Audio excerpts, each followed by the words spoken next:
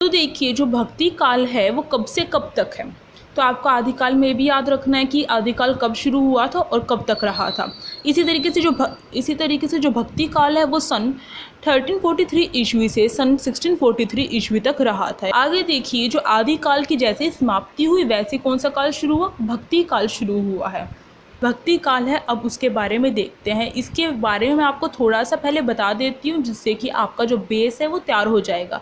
भक्ति काल में जो भक्ति है उसको क्या हुआ कि जो आदिकाल के समय वीर रस प्रधान रहा, जो वीरतापूर्ण जो रचनाएं थी वो आदिकाल के समय की जा रही थी, परंतु जो रचनाकार हैं यानी कि जो कवि थे वो अब वीरतापूर्ण रचना करके थक चुके थे, तो अब वो भक्ति का सहारा देखने लगे, भक्ति की तरफ जाने लगे। तो उसके जैसे ही आदिकाल ख़त्म हुआ वैसे ही भक्ति की जो धारा है वो शुरू हो गई, और भक्ति की धारा है वह दो भागों में विभाजित हुई, एक सगुण भक्ति और दूसरी निर्गुण भक्ति। तो अब चलिए अब हम इन्हें डिटेल में देखते हैं कि क्या होता है, क्योंकि इनसे प्रश्न बनते हैं। तो देखिए आदिकाल के समाप्त होते होते देश में राजनीतिक और सामाजिक परिस्थितियाँ बदल गई। जैसे ही आदिकाल समाप्त हुआ वैसे ही जो राजनीतिक परिस्थितियाँ थी और जो सामाजिक थी परिस्थितियाँ, मतलब जो उस समय जो स्थिति थी वो बदल चुकी थी। मुसलमानों का राज्य प्रतिष्ठा राजनीतिक रूप से कैसे बदला, क्योंकि उस समय मुसलमान आ चुके थे। तो इससे क्या हुआ, जो राजाओं के स्थान पर अब जो मुसलमान हैं वो क्या करने लगे थे, शासन करने लग गए थे, जिससे कि जो राजा महाराजाओं के आश्रय में जो कवि रहते थे अब उन्हें अपना आश्रय खोना पड़ा था। तो देखिए इसके कारण ही क्या हुआ, अब उन्होंने भक्ति का सहारा अपना जरिया देखा। इसी के कारण जब उन्हें आश्रय नहीं मिला तो अब क्यों राजाओं की प्रशंसा करेंगे, जब वो उनसे कुछ प्राप्त ही नहीं कर रहे हैं, उन्हें कुछ मिल ही नहीं रहा है राजाओं से, तो वो उनकी प्रशंसा क्यों करेंगे। इसलिए क्या हुआ, वीरतापूर्ण रचनाएं समाप्त हुई और भक्ति काल की तरफ रुख बदला। मुसलमानों का राज्य प्रतिष्ठित हो जाने पर परस्पर लड़ते रहने वाले छोटे छोटे राजा भी अब न रहे, यही बात यहाँ पर बताई गई है। इसी में भक्ति भावना का उदय हुआ। 14वीं, आपको याद करना है कौन सी शताब्दी में भक्ति जो काल है उसका प्रारंभ हुआ, 14वीं शताब्दी में प्रारंभ हुआ। 14वीं शताब्दी के उत्तरार्ध में इस भक्ति भावना ने हिंदी काव्य को विशेष रूप से प्रभावित किया। इसी काल में भक्ति की शाखाओं का विकास हुआ। अध्ययन सुविधा हेतु इस काल के काव्य को दो शाखाओं में विभाजित किया जाता है। दो शाखाएं विभाजित हुई भक्ति काल की, पहली निर्गुण और दूसरी सगुण। अब देखते हैं हम निर्गुण क्या है। निर्गुण जो भक्ति शाखा है इसमें ब्रह्म यानी ईश्वर के निराकार स्वरूप की उपासना की विधि अपनाई गई, यानी कि जो ईश्वर है उसमें ईश्वर को निराकार माना गया, यानी कि ईश्वर का कोई आकार नहीं है। यहाँ पर मूर्ति पूजा नहीं होती है इसके अंतर्गत। यहाँ पर जो ईश्वर है वो निराकार है, उसका कोई आकार नहीं है। तो ये आपको याद करना, निर्गुण जो है निर्गुण भक्ति शाखा, इसमें ईश्वर को निराकार माना गया और उसके आधार पर उसकी उपासना के लिए विधियाँ बताई गई, उसके आधार पर ही रचना की गई।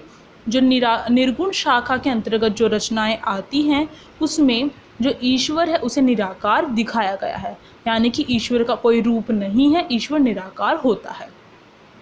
तो इसमें अब मुख्य कवि कौन से थे, क्योंकि जो अलग अलग शाखाओं में बट गए भक्ति काल, तो निर्गुण भक्ति शाखा के मुख्य कवि कौन से थे या फिर प्रसिद्ध कवि कौन से थे। तो इसमें आते संत रैदास, दूसरे नानक, तीसरा दादू, मलुकदास, धर्मदास तथा सुंदरदास, ये प्रमुख इसके रचयिता थे। और जो निर्गुण भक्ति शाखा है उसका सबसे बड़ा जो माना जाता है प्रमुख कवि, आपको याद रखना है, कबीर दास थे।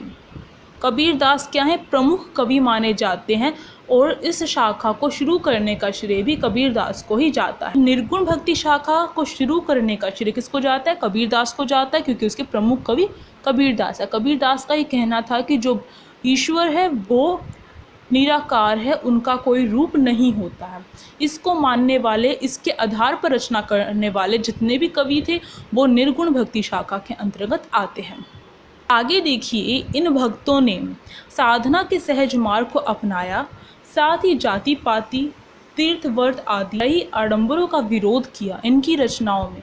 तो इस काल की जो विशेषता है, यानी कि जो निर्गुण भक्ति शाखा की विशेषता कही जा सकती है वो क्या है, इसमें जो जाति पात है उसका विरोध किया गया इस काल के अंतर्गत। ये यहाँ पर लिखा नहीं गया है, परंतु जो ये लाइन लिखी गई है इससे आप समझ सकते हैं कि इसकी प्रवृत्ति या फिर इसकी विशेषता क्या रही है। तो साथ साथ में नोट करिए कि जो जाति पाति है उसका विरोध किया गया इस काल के अंतर्गत। जो तीर्थ व्रत यानी कि 12 आडंबर है उनका विरोध किया गया इस काल के अंतर्गत। इनकी रचनाओं में साहित्यिक सौंदर्य चाहे अधिक न हो, किंतु भाव की दृष्टि से वे अत्यंत समृद्ध तथा प्रभाव उत्पादक हैं। इनकी जो रचनाएं थी, चाहे उन्होंने साहित्यिक रूप से अगर देखा जाए इनकी रचनाओं को, चाहे वो अच्छी लगे न लगे, उनमें सौंदर्य हो चाहे ना हो, परंतु भाव की दृष्टि से इनकी जो रचनाएं थी वो बहुत ही ज़्यादा समृद्ध, मतलब कि बहुत ही ज़्यादा सही मानी जा सकती है। आगे देखिए, निर्गुण शाखा की दूसरी उपशाखा प्रेम आश्रय। तो जो ये निर्गुण भक्ति शाखा के बारे में यहाँ पर बताया गया है, ये जो शाखा है इसमें 2 भागों में विभाजित थी। ये भी एक तो ज्ञान मार्ग की शाखा और दूसरी प्रेम मार्ग की शाखा। तो ये पहला जो पैराग्राफ है जिसमें इसके बारे में बताया गया, जो शुरू हुआ कबीरदास के द्वारा, ये थी हमारी ज्ञान मार्ग की शाखा। तो इसमें क्या है, ज्ञान का उदय हुआ है इसके अंतर्गत। इसमें जो ईश्वर को बीच में मध्यम में रखते हुए ज्ञान की बातें की गई है। यहाँ पे जो जाति पाति का विरोध दिखता है, हमें 12 आडंबरों का विरोध दिखता है, ये सब क्या है, इसमें ज्ञान दर्शाया गया है, ईश्वर तक पहुँचने का रास्ता दिखाया गया है इन रचनाओं के अंतर्गत। तो ये ज्ञान आश्रय जो शाखा है उसके अंतर्गत आती है। देखिए यहाँ पे जो निर्गुण भक्ति धारा है उसमें 2 मार्ग थे यहाँ पर, एक तो हमारा ज्ञान मार्ग की शाखा, दूसरी प्रेम मार्ग की शाखा। तो ज्ञान मार्ग की शाखा जो है अभी अभी हमने पढ़ी है, अब हम पढ़ेंगे प्रेम मार्ग की शाखा। अब देखिए जो प्रेम मार्ग की शाखा है वो अब हम पढ़ रहे हैं। निर्गुण शाखा की जो दूसरी उप शाखा है, यानी कि जो निर्गुण है वो भी 2 भागों में विभाजित है, अभी भी हमने देखा, एक तो ज्ञान मार्ग की शाखा, दूसरी प्रेम मार्ग की शाखा। तो जो प्रेम मार्गी या फिर प्रेम आश्रय शाखा जो है, इस नाम से प्रसिद्ध है इसकी दूसरी शाखा। इसे पल्लवित मतलब किसने शुरू किया, इसे सूफी मुसलमान जो कवि थे उनको श्रेय जाता है इस शाखा को शुरू करने का। जो ऊपर वाले ज्ञान मार्गी थी उसको किसका श्रेय जाता, कबीरदास को जाता है, और इसमें सूफी जो मुसलमान कवि हैं उन्हें जाता है इस शाखा को शुरू करने का श्रेय। इन कवियों ने, आपको याद रखना है कि जो प्रेम आश्रय शाखा है या फिर प्रेम मार्गी शाखा है उसको शुरू करने का श्रेय सूफी कवियों को जाता है, और जो ज्ञान मार्गी है उसको कबीरदास को जाता है उसका श्रेय। अब आगे देखिए, इन कवियों ने लोक प्रचलित हिंदू राजकुमारों तथा राजकुमारियों की प्रेम गाथाओं को फारसी की मसनवी शैली के माध्यम से अति आकर्षक ढंग से प्रस्तुत किया है।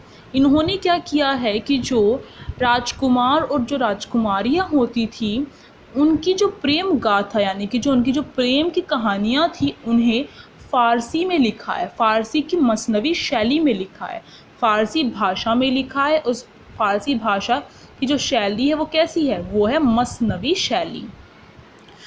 इनकी कविताएं दोहा और चौपाई छंदों में है। तो ये इनकी विशेषता बताई गई है यहाँ पर, आप ध्यान से देखिएगा। जो प्रेम आश्रय शाखा है उसकी विशेषता पहली क्या है, ये इसमें जो भी रचनाएं हुई हैं वो फ़ारसी में हुई हैं, फ़ारसी की मसनवी शैली में हुई है। दूसरी, ये दोहे और चौपाई छंदों में लिखी गई हैं।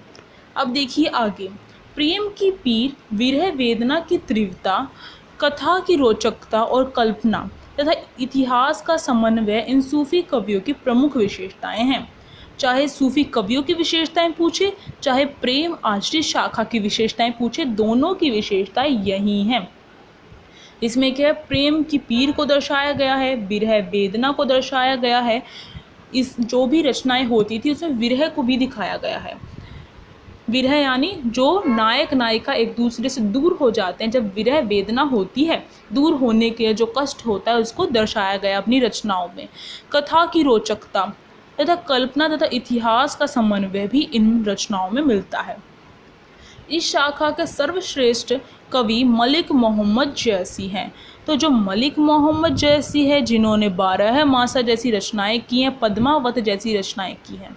तो आपको क्या करना है, अब याद रखना है कि जो ये प्रेम आश्री शाखा थी किसने शुरू की, पहला जो इसमें बनता है क्वेश्चन। दूसरा क्वेश्चन बनता है कि इसकी प्रमुख विशेषताएं बताइए। आप बता सकते हैं कि पहली विशेषता फ़ारसी की मसनवी शैली में लिखे गए हैं इसमें जो रचनाएं थी। दूसरा, दोहा चौपाई छंदों में लिखे गए हैं। तीसरा जो प्रश्न बनता है वो ये बनता है कि इस शाखा का जो प्रमुख कवि है वो कौन है। तो इस शाखा के प्रमुख कवि है मलिक मोहम्मद जैसी। और इसकी रचना कौन कौन सी है, इसकी आप पद्मावत लिख सकते हैं, 12 मासा लिख सकते हैं।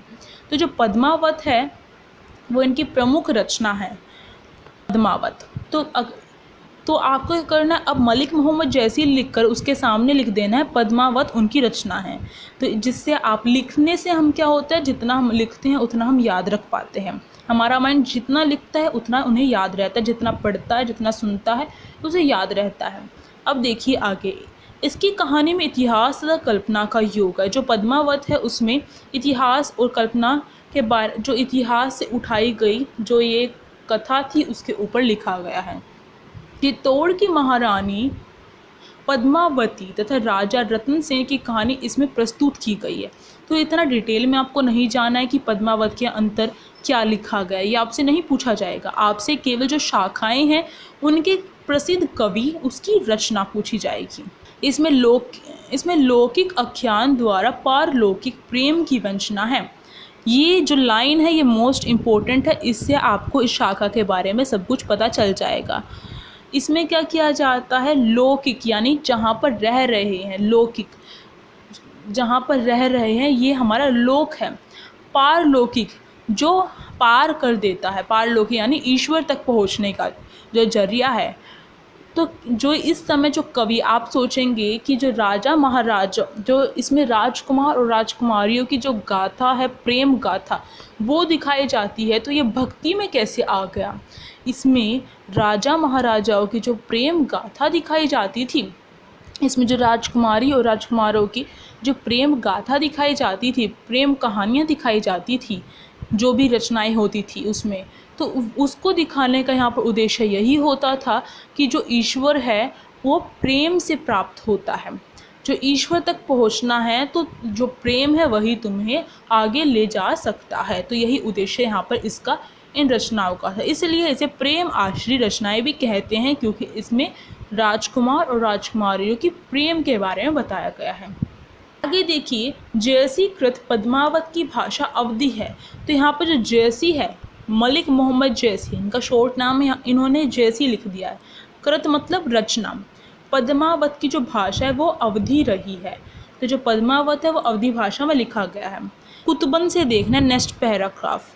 कुतुबन कृत मृगावती, मंझन कृत मधुमालती, उस्मान कृत चित्रावली, शेख नबी कृत ज्ञानदीप, कासिम शाह कृत हंस जवाहिर तथा नूर मोहम्मद कृत इंद्रावती।